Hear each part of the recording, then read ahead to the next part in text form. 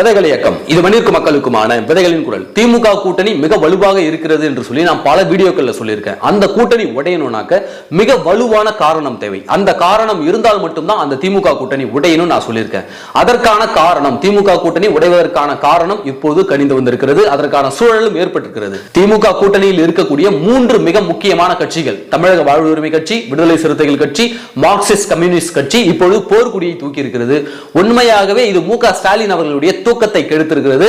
திமுக அமைச்சர்களுடைய தூக்கத்தை கெடுத்திருக்கிறது. மிகப்பெரிய நெருக்கடியை திமுகவுக்கு கொடுத்திருக்கிறது.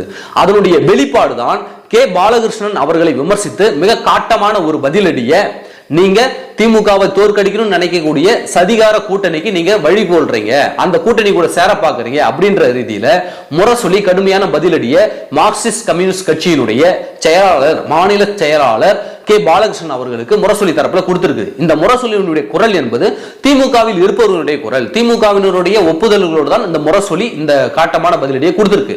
சரி, என்ன பிரச்சனை பார்ப்போம். முதல்ல தமிழக வாழ்வு உரிமை கட்சி. தமிழக வாழ்வு உரிமை கட்சியில் இருக்கக்கூடிய அண்ணன் வேல்முருகன் அவர்கள் உதயசூரியன் சின்னத்தில் நின்றுதான் போட்டிட்டு வெற்றி பெற்றார். அதனால அவர் உதயசூரியன் உறுப்பினராக தான் கருதப்படுகிறார். அது மட்டும் இல்லாமல் பல கோரிக்கைகளை அவர் எழுப்பியிருந்தார். அதுவும் இந்த பெஞ்சால் புயல் வந்தப்போ மிக கடுமையான எதிர்வினையை இந்த திமுக அரசுக்கு எதிராக ஆற்றினார். எங்க தொகுதிக்கு எதுவுமே செய்யல, தடுப்பணைகள் கட்ட சொன்னோம் அதுவும் செய்யல, நீர்வளத்துறையின் சார்பாக எந்த நல்லதும் எங்களுக்கு செய்யலன்னு சட்டசபையில பேசும்போது சபாநாயகர் அப்பாவு அவர்கள் நீங்க எதுவும் செய்யலன்னு பொதுவா சொல்லாதீங்க, அதனால உங்களுடைய பேச்சை அவை குறிப்பிலிருந்து நீக்கிறேன்னு சொன்னார். அது மட்டும் இல்லாமல் அமைச்சரோ முதல்வரோ அந்த தொகுதிக்கு வந்தா எங்களை அழைப்பதில்லை, கூட்டணி கட்சி தலைவர்கள் ஓட்டு கேட்கும் போது மட்டும் எங்களை பக்கத்தில் வச்சுக்கிறீங்க, மற்ற நேரத்தில் புரோட்டோகால்னு சொல்லி எங்களை துரத்தி விடுங்க அப்படின்னு சொல்லிட்டு அவர் போர்க்குரல் எழுப்பியிருந்தாரு. அதை சரி கட்டும் விதமாக அப்படி இப்படி பேசி கொஞ்சம் பூசி மொழி வச்சிருக்காங்களே தவிர வேல்முருகனுக்கு இன்னும் அந்த கோபம் இருக்கிறது. அடுத்ததாக விடுதலை சிறுத்தைகள் கட்சி. இந்த விடுதலை சிறுத்தைகள் கட்சிக்கு ஆரம்பத்திலிருந்தே ஆட்சி அதிகாரத்தில் பங்கு அப்படின்னு சொல்லிட்டு ஆதவ் அர்ஜுனா விடுதலை சிறுத்தைகள் கட்சியில இயங்கிக்கிட்டு இருந்தாரு. அவர் இயங்கும் போது ஆட்சி அதிகாரத்தில் பங்கு வேணும்னு சொல்லிட்டு வாரிசு அரசியலை எதிர்த்தும் தொடர்ச்சியாக திமுகவுக்கு எதிரான கருத்துக்களை முன்வைத்து வந்திருந்தாரு. அதற்கு தோழர் திருமா அவர்களும் மௌனம் காத்து வந்தார் அப்படின்னு தான் சொல்லணும். அது மட்டும் இல்லாமல் விசிக தொண்டர்கள் மத்தியில ஆதவ் அர்ஜுனா கேட்பது சரிதானே, ஆதவ் அர்ஜுனா பேசுவது சரிதானே என்ற ஒரு மனநிலை அந்த தொண்டர்கள் மத்தியில் உருவாகி இருந்தது. ஏன்னாக்க விடுதலை சிறுத்தைகள் கட்சியில் இருக்கக்கூடிய தற்போது எம்எல்ஏக்கள் இருக்கக்கூடியவர்கள் அனைவருமே திமுகவுக்கு ஆதரவாக பேசும்பொழுது வெளியிலிருந்து புதிதாக வந்த ஒருவர் நாம் ஆட்சி அதிகாரத்தில் பங்கு வேணும், தாழ்த்தப்பட்ட மக்களுக்கு ஆட்சி அதிகாரம் அவர்கள் கைகளுக்கு போய் சேரணும் அப்படின்னு சொல்லிட்டு இவர் கேள்வி எழுப்பது அந்த மக்கள் மத்தியில, அந்த விடுதலை சிறுத்தைகள் கட்சியினுடைய தொண்டர்கள் மத்தியில் ஒரு உற்சாகத்தை ஏற்படுத்தி இருந்தது உண்மைதான். இப்படியாக தொடர்ச்சியாக பேசி வந்த ஆதவ் அர்ஜுனாவை எப்படியாவது மட்டம் தட்டி வைக்கணும்னு சொல்லிட்டு திமுக தரப்பிலிருந்து ஆராசா, ஆர்.எஸ். பாரதி இவர்களிடமிருந்து மிக நெருக்கடியான ஒரு சூழல் வந்துச்சு. இவர்களெல்லாம் அவ்வளவு நெருக்கடியை கொடுத்து ஆதவ் அர்ஜுனாவை கட்சியிலிருந்து அவரையே வெளியே போக வச்சு அவரையே கட்சியிலிருந்து பதவி விலக வச்ச செயலும் திமுகவினுடைய மிக நெருக்குதலால் தான் இது நடந்திருக்கு. மிகப்பெரிய அழுத்தத்தை திமுக அந்த விஷயத்துல கொடுத்தது. இதுலயும் விடுதலை சிறுத்தைகள் கட்சியினுடைய தொண்டர்கள் மிக அதிருப்தியில் இருந்தாங்க. அப்படி இருக்கும்பொழுது இப்பொழுது அண்ணா பல்கலைக்கழக மாணவி விவகாரம் வந்தவுடனே எதிர்கட்சிகள் அத்தனை பேரும் போராடுறாங்க. மிகப்பெரிய மாபெரும் போராட்டத்தை முன்னெடுத்தாங்க. அப்படி மாபெரும் போராட்டத்தை முன்னெடுக்கும் பொழுது விடுதலை சிறுத்தைகளின் தரப்பில் இருந்து மட்டும் தோழர் திருமா அவர்கள் எந்த பிரச்சனையா இருந்தாலும் களத்துக்கு வந்து போராடுவாரு. அதுவும் இது மிக முக்கியமான பிரச்சனையாக எதிர்கட்சிகள் எடுத்து போராடுறாங்க. இந்த பிரச்சனையை கண்டுக்காம எப்படி மு.க. ஸ்டாலின் அவர்களும் உதயநிதி ஸ்டாலின் அவர்களும் இப்படி ஒரு பிரச்சனையே தமிழ்நாட்டில் நடக்கலன்னு நினைச்சுக்கிட்டு இருந்தாங்களோ அதே மாதிரி தோழர் திருமாவும் இந்த நிலையில் இருந்துட்டார். ஏன்னா தோழர் திருமா கிட்ட இப்படி ஒரு ஸ்டாண்டை நான் எதிர்பார்க்கவே இல்லை. எந்த ஒரு சிறிய பிரச்சனையா இருந்தாலும் உடனே களத்துக்கு வரக்கூடிய ஆட்களாக விடுதலை சிறுத்தைகள் தான் இருந்தாங்க. ஆனா இந்த அண்ணா பல்கலைக்கழக மாணவி விவகாரத்துல முழுக்க வாய் மூடி மௌனியாக நின்றது விடுதலை சிறுத்தைகள் கட்சி. உண்மையாக மிகப்பெரிய ஷாக்கிங். இவங்கெல்லாம் கம்யூனிஸ்ட் கட்சியும் சரி விடுதலை சிறுத்தைகளும் சரி எந்த மக்கள் போராட்டமாக வந்துருவாங்களே, ஆளும் கூட்டணியில் இருந்தா கூட போராட்ட காலத்துக்கு வந்துருவாங்களே நாம நினைச்சுக்கிட்டு இருக்கும்போது இந்த அண்ணா பல்கலைக்கழக விவகாரத்துல இவங்க வாயை மூடி மௌனமாக இருந்தது திமுக அரசுக்கு இவர்களும் துணை போய்விட்டார்களோ என்ற சந்தேகத்தை பொதுமக்கள் மத்தியில் மட்டுமல்ல விடுதலை சிறுத்தைகள் தொண்டர்கள் மத்தியிலுமே நிலவிடுது. நாம விசாரிச்ச போது அந்த தொண்டர்கள்ட்ட இருந்து விசாரிச்ச போது அவர்கள் சொல்றாங்க, ஏங்க உண்மையை நாங்களே எதிர்பார்க்கலைங்க, எந்த ஒரு சின்ன பிரச்சனையா இருந்தாலும் விசிக உடனே களத்துக்கு வந்துடும், ஆனா இவ்வளவு பிரச்சனை நடக்குது, திரும்ப அவர்கள் ஒரே ஒரு ட்வீட் கூட போடல எக்ஸ் வலைதளத்துல அப்படின்னு சொல்லிட்டு அந்த தொண்டர்களே மனம் குமுறிட்டாங்க. ஒரு அடையாள போராட்டமாக நடத்திருக்கணும் இல்லைங்க அப்படின்னு அந்த தொண்டர்கள் மனம் குமுறுகிறார்கள். அப்போ இது அடிப்படை வாக்கு வங்கியை அசைக்க பார்த்து விட்டது. அதனாலதான் அதை சரி கட்டும் விதமாக தான் இந்த விஷயம்லாம் விசிக தலைவர் திருமாவுக்கு போயிடுச்சு. இந்த மாதிரி அதிருப்தியில் இருக்கிறாங்க. இந்த அண்ணா பல்கலைக்கழக விவகாரத்துல தொண்டர்கள் மிக அதிருப்தியில் இருக்காங்க. நீங்க முழுக்க திமுக சரண்டர் ஆயிட்டீங்க, திமுக காலிலே விழுந்துட்டீங்க அப்படின்னு தொண்டர்கள் மத்தியில அதிருப்தி நிலவுகுது அப்படின்னு சொன்னதாலதான் இந்த ரிப்போர்ட் திருமாவுக்கு போனதாலதான் இப்போ திருப்பூர் எம்எல்ஏ எஸ்.எஸ். பாலாஜி அவர்கள் ஒரு தீர்மானத்தை கொண்டு போய் சட்டசபை சபாநாயகர் அப்பா இருக்கார் இல்லையா, அவர்கிட்ட போய் கொடுத்திருக்காரு. என்னன்னாக்க வேங்கை வயல்ல மலம் கலந்த வழக்கையும் இந்த அண்ணா பல்கலைக்கழக வன்கொடுமை வழக்கையும் இதை ரெண்டுத்தையுமே சட்டசபையில விவாதிக்கணும் அப்படின்னு சொல்லிட்டு போய் சபாநாயகர்கிட்ட நோட்டீஸ் கொடுத்திருக்காங்க, விவாதிக்கணும்னு சொல்லி. இது உண்மையாகவே திமுகவுக்கு மிகப்பெரிய நெருக்கடி தான்.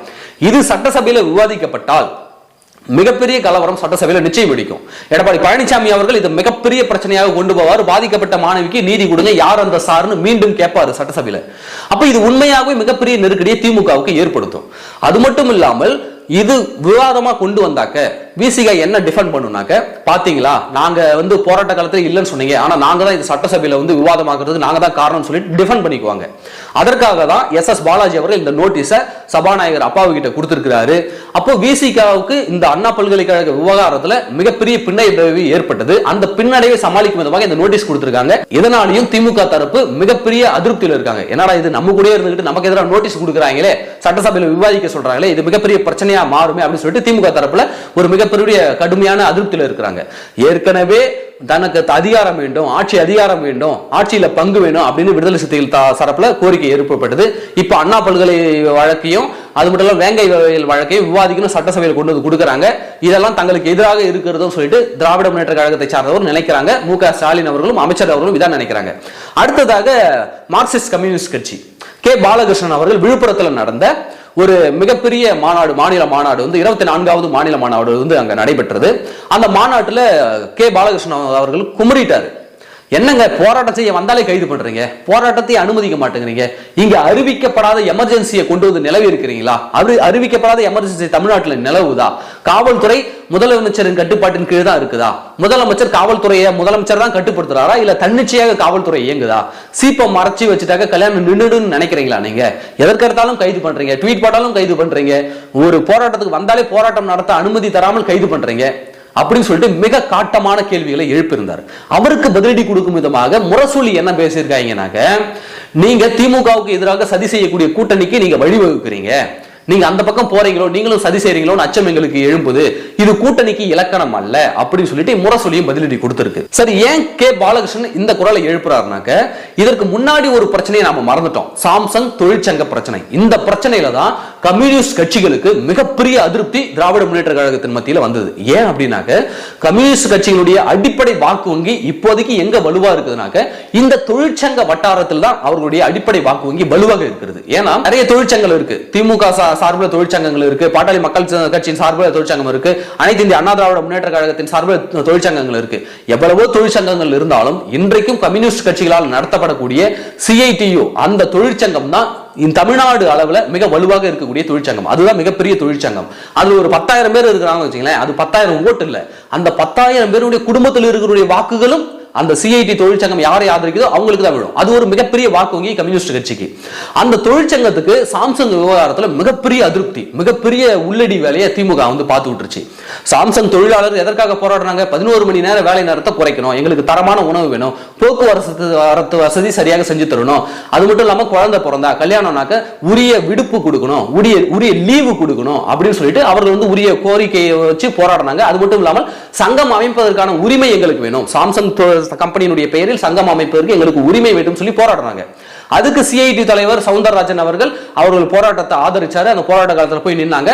அந்த போராட்ட காலத்தில் என்ன நடந்ததுன்னு தமிழ்நாட்டு மக்களுக்கே தெரியும். வலுக்கட்டாயமாக அவர்களை அடித்து கைது பண்ணது, ஒவ்வொரு வீடா புகுந்து அந்த தொழிலாளர்களை கைது பண்ணது, போலி வழக்குகளை போட்டது, காவல்துறையை தாக்கியதாக சொல்லி அந்த இடத்துல இல்லாதவங்க மீது போலி வழக்குகள் போட்டது சொல்லி பல வழக்குகள் போட்டாங்க.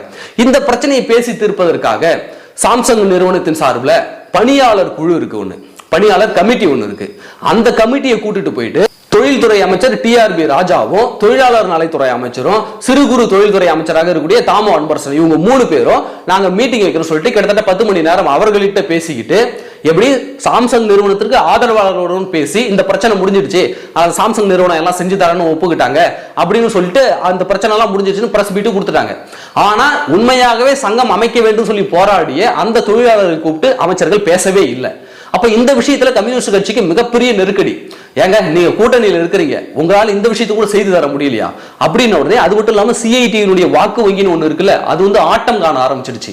எப்படிங்க எங்களை கலந்து ஆலோசிக்காம, எங்க கிட்ட பேசாம, போராட்டம் நடத்தக்கூடிய எங்க கிட்ட பேசாம, சாம்சங் நிறுவனத்தோடு ஆதரவாக இருக்கக்கூடிய ஒரு 10 பேரை கூப்பிட்டு வச்சு நீங்க பேசிட்டு பிரச்சனை முடிஞ்சிருச்சுன்னு பிரஸ் மீட் கொடுக்குறீங்களேன்னு சொல்லிட்டு அந்த அதிருப்தி, மிகப்பெரிய அதிருப்தி இருந்தது. அது மட்டும் இல்லாமல் அதே கம்யூனிஸ்ட் தலைவர்களை வாண்டடாக வர வச்சு பிரச்சனை எல்லாம் முடிஞ்சிருச்சுன்னு சொல்லி அவர்களையே பூங்கொத்தெல்லாம் கொடுக்க வச்சு சால்வையை போட வச்சு பிரச்சனை முடிஞ்ச மாதிரி திமுக அன்றைக்கு நாடகம் ஆடுனுச்சு. ஆனா உண்மை என்னன்னாக்கா அந்த பிரச்சனை முடியவில்லை. தொழிற்சங்கம் அமைக்க முடியாத சூழல் தான் இன்றைக்கும் நிலவுகிறது. அப்ப இத்தகைய கடுமையான அதிருப்தியில கம்யூனிஸ்ட் கட்சிகள் இருந்தாங்க.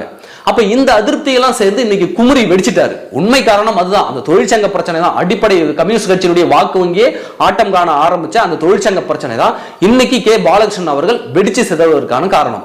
அப்போ தமிழக வாழ்வு உரிமை கட்சி வேல்முருகன் அண்ணன் அவர்களுக்கும் அதிருப்தியில் இருக்கிறாரு. விடுதலை சிறுத்தைகள் கட்சியினுடைய அண்ணன் தோழர் திருமா அவர்களும் அதிருப்தியில் இருக்கிறாரு. இப்ப மார்க்சிஸ்ட் கம்யூனிஸ்ட் கட்சியில் இருக்கிற கே. பாலகிருஷ்ணன் அவர்களும் அதிருப்தியில் இருக்கிறாங்க. இவர்கள் மூவரும் அதிருப்தியில் இருப்பதற்கான பின்னணி காரணங்கள் இதுதான். இது இந்த திமுக கூட்டணி மிக வெகுவாக பாதிக்கிறது. அது மட்டும் இல்லாமல் இவர்கள் மூவரும் போர்க்கொடி தூக்கியதால இவங்க உண்மையாகவே மிக அதிருப்தியில, மிக நெருக்கடியான ஒரு சூழலா இந்த திராவிட முன்னேற்ற கழகத்தினர் இருக்கிறாங்க. அது மட்டும் கிடையாது, இந்த திராவிட முன்னேற்ற கழகத்தினர் தொடர்ச்சியாக காவல்துறை தங்களுடைய கட்டுப்பாட்டில் வைக்க முடியாம திணறாரு மு க ஸ்டாலின் அவர்களும் திராவிட முன்னேற்ற கழகத்தினுடைய அமைச்சர்களும். ஏன்னா காவல்துறை தான் தோன்றித்தனமாக செயல்படுது, வரவும் கைது பண்ணுது. விஜய் கட்சியில ஒரு பொண்ணு வந்து நோட்டீஸ் அடிச்சு எல்லாரும் கொடுத்துச்சுங்க. அதை சும்மா விட்டுருந்தா கூட அந்த பொண்ணு அது மட்டும் நோட்டீஸ் 10 நோட்டீஸை கொடுத்துட்டு டீயை குடிச்சிட்டு அது மட்டும் கிளம்பிருக்கும். அந்த பசங்க டீயை குடிச்சிட்டு கிளம்பிருப்பாங்க ஜாலியா பேசிட்டு. அவங்கள போய் அரெஸ்ட் பண்ணி அவங்கள பெரிய போராளியாகவும் தியாகியாகவும் மாத்தி இன்றைக்கு அது பேசு பொருளாகி, இதெல்லாம் இந்த காவல்துறைக்கு தேவையா? வீட்டு இருந்தா நோட்டீஸ் கொடுத்துட்டு போயிருப்பாங்க. அப்ப இதை பெருசு பண்ண வேண்டிய தேவை எங்க இந்த திராவிட முன்னேற்ற அரசுக்கு வந்துச்சு? அப்புறம் சௌமியா அன்புமணி அவர்கள், எப்பவுமே அண்ணன் அன்புமணி அவர் தான் போராட்ட காலத்துக்கு வருவாரு, ராமதாஸ் அவர்கள் போராட்ட காலத்துக்கு வருவாங்க. சௌமியா அன்புமணி எப்பவுமே ஒரு எலைட் அரசியலை செஞ்சுட்டு அப்படியே வெளிப்படையா மேலோட்டமா செஞ்சுட்டு போயிடுவாங்க. அவங்கள போய் கைது பண்றேன்னு சொல்லிட்டு அவங்கள பெரிய ஆளா ஆக்கி விட்டு அவங்கள பேசு பொருளாக்கி அது ஒரு விவாதமாக்கி, இதுதான் திராவிட முன்னேற்ற கழக காவல்துறையினுடைய வேலையா? சரி, அது ஒரு புறம் இருக்கட்டும். இந்த பக்கம் குஷ்பு எங்க இருந்தாங்கன்னே தெரியல, எங்க போய் கடந்தாங்கன்னே தெரியல. அந்த குஷ்பவெல்லாம் தூண்டி விட்டு அந்த குஷ்ப போராட்டம் பண்ண இடத்துல சும்மா விட்டு இருந்தாலே அது மட்டும் கத்திட்டு அது மட்டும் போயிருக்கும். அதை போய் அரெஸ்ட் பண்றேன்னு அரெஸ்ட் பண்ணி அதை ஒரு 4-5 நாள் விவாதமாக்கி, இதெல்லாம் இந்த காவல்துறைக்கு தேவையா? இவ்வளவு நாள் அரசியல் பண்ற உங்களுக்கு தெரியாதா எதையெல்லாம் ஒடுக்கணும், எதையெல்லாம் நிறுத்தி வைக்கணும்னு? அப்போ காவல்துறை உண்மையாகவே முதல்வரினுடைய கட்டுப்பாட்டில் தான் இருக்கிறதா அல்லது காவல்துறை தான் தோன்றித்தனமாக செயல்படுகிறதா என்பது வெட்ட வெளிச்சமாகுது. ஏன்னா மக்கள் பாக்குறாங்கல்ல, சும்மா கடந்த சங்கெல்லாம் ஊதி கருத்தானா ஆண்டின்ற மாதிரி சும்மா கடந்த எங்கேயோ கடந்தவர்கள் எல்லாம் கைது பண்ணி பெரிய ஆளாக்கி விட்டுக்கிட்டு இருக்கு இந்த திராவிட முன்னேற்ற கழக அரசு. அப்ப தொடர்ச்சியாக கூட்டணி கட்சி தலைவர்கள் மிகப்பெரிய அதிருப்தியில் இருக்காங்க. இங்க அறிவிக்கப்படாத எமர்ஜென்சி நிலவுவதோ சர்வாதிகார ஆட்சி நிலவுதோன்னு மிகப்பெரிய அதிருப்தியில் இருக்காங்க. இது இன்னும் விரைவில் வெடித்து பெரிதாகி வரும். திமுக கூட்டணி கட்சி தலைவர் போர்க்கொடி தூக்குவதற்கான உண்மையான பின்னணி காரணங்கள் இதுதான். இதை தமிழக மக்கள் தெரிஞ்சுக்கணும். நன்றி.